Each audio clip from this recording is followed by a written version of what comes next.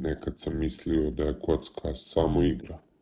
Jedan tiket, malo adrenalina i onda kraj. Ali kocka nije igra. Kocka je tiha bolest. Vuče ti se pod kožu pre nego što shvatiš i kad se probudiš, sve što si imao onda više ne postoji. Ovo je moja priča. Ako želiš da čuješ još ovakvih priča, pretplati se na kanal i podrži ovu ispovest lajkom. Nek ova priča stigne do svih kojima treba. Sve je nekako krenulo iz zezanja sa društvom, subotom, par tiketa iz fazona. Svi smo uplaćivali po 100 dinara, igrali neke sitne kombinacije i onda se desio prvi dobitak, osjećaj koji vam ne mogu pisati.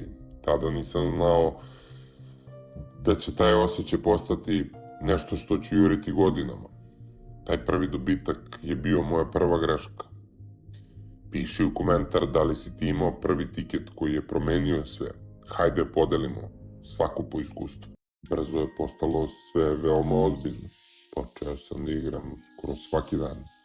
Pa i kad nema ništa, uvek nađem neku ligu u Južnoj Americi ili stoni tenis ili odbojku na pesku, samo da imam po neki tiket u ruci. Ali gubici, oni su me lomili. Prvo sam lagao prijatelje gde sam i zašto nemam para. Onda sam počeo da lažem i porodicu. Znaš ono, pozajmit ću ti samo dok mi ne legne plata. A plata nije nikad legla, sve odlazilo na tiket. I što sam više gubio, to sam sve više ljude lagao. Ako si ti nekad lagao zbog tiketa, napiši iskreno u komentaru, nisi sam. A tvoja priča može pomoći nekome ko je tek na samom početku. Prvi put kada sam pozajmio pare od prijatelja za tiket, rekao sam sebi, vratit ću ti za dan, dva.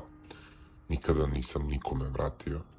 Sljedeće je bilo da prodam telefon, pa onda sat, pa laptop, pa neke stvari iz kuće, garderobu.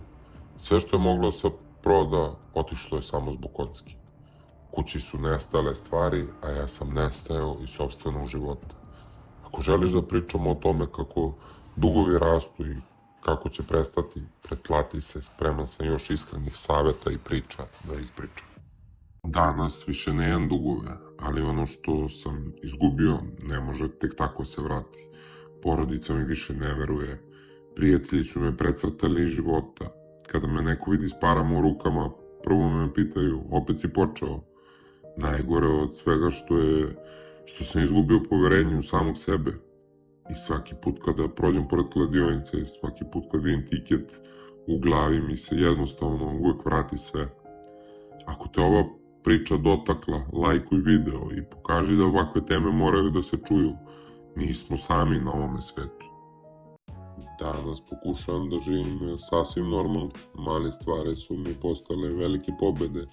Jedna kafa na terasi, jedna šetnja bez telefona u ruci, svaki dan bez tiketa je nova pobeda, ali prošlost me i dalje prati i možda će me i dalje pratiti, možda i zauvek, ali bar jedno, sada kontrolišem svoj život.